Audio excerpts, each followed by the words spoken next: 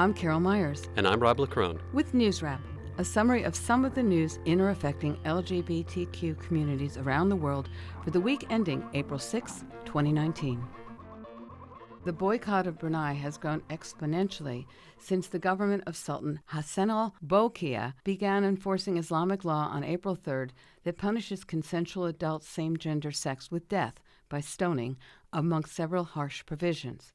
An earlier boycott included protests outside some of the luxury hotels the Sultan owns and lasted a few months in 2014 when the small East Asian country first announced the move to Islamic law known as Sharia.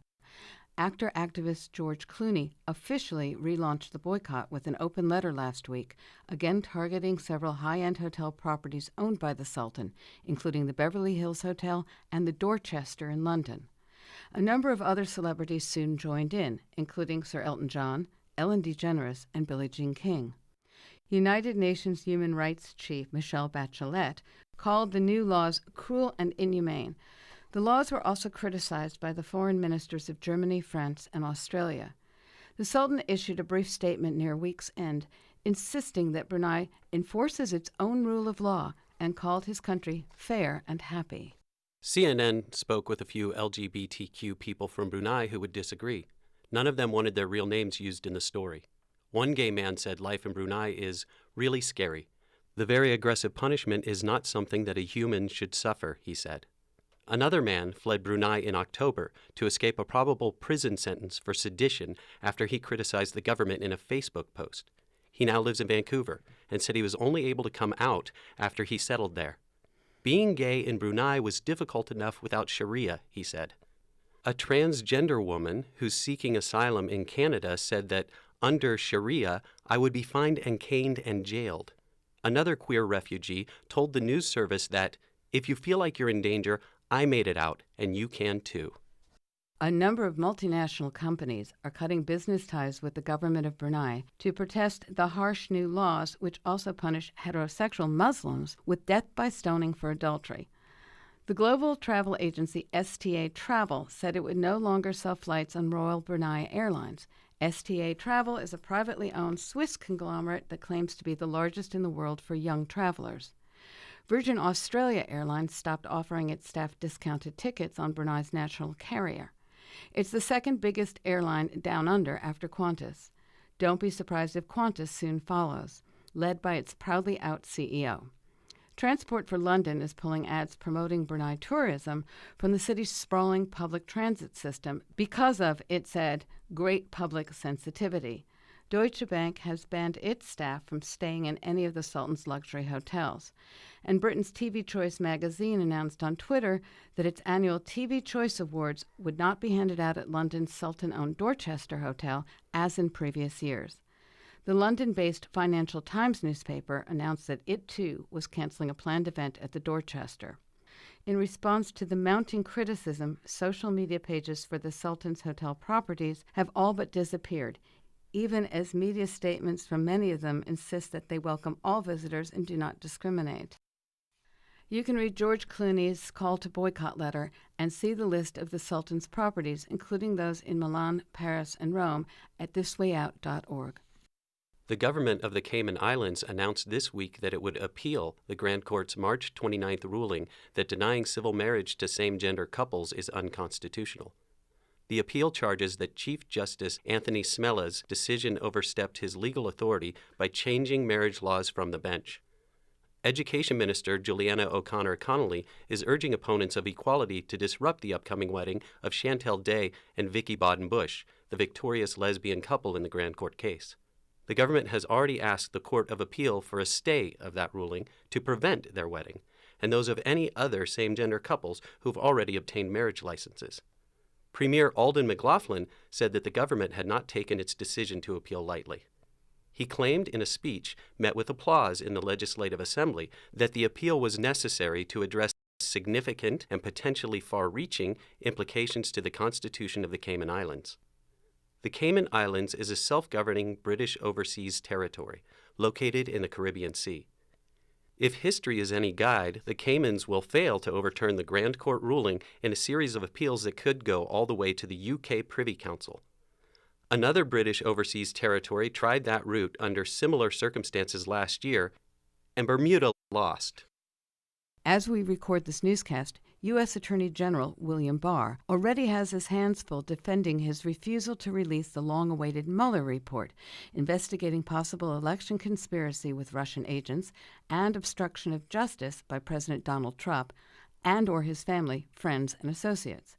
However, Barr took time to comment this week on reports of the low morale of LGBTQ employees at his Justice Department and the claims that they were leaving in droves because of increasing discrimination against them.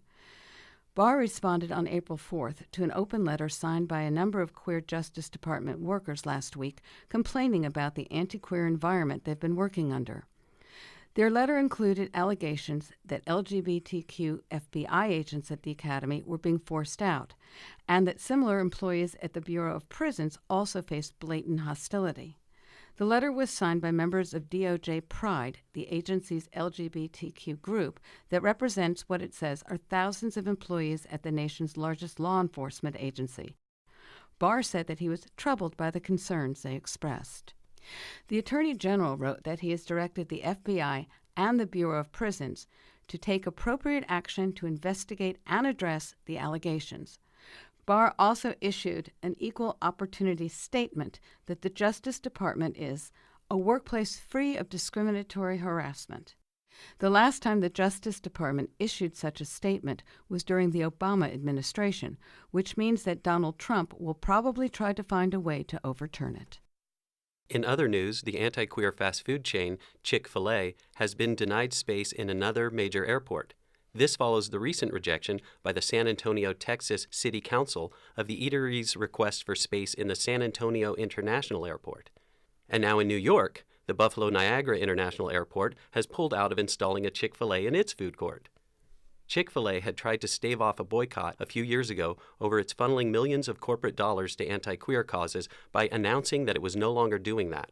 But recent tax returns uncovered by the news site Think Progress revealed that the company is still supporting anti-queer entities.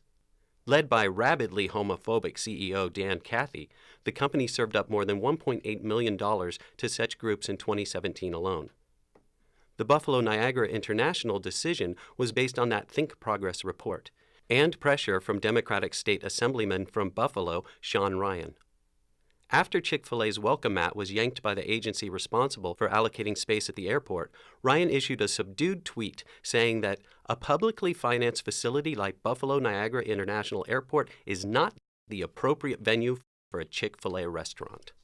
And finally, South Bend, Indiana's Democratic Mayor Pete Buttigieg continues to solidify his credentials as the first credible, openly queer politician to seek the presidential nomination of a major political party.